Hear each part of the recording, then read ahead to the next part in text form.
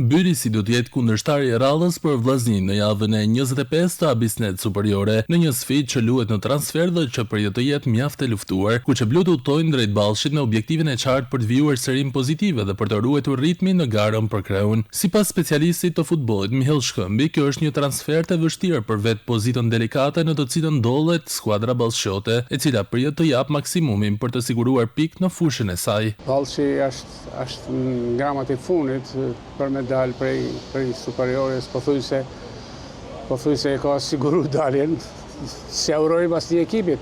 E në këtë kontekst, menoj që kjo është sfidë shumë e vështirë edhe dënë nështë një përkushtim më të madh se sa pati nesër me Elbasanin këtu.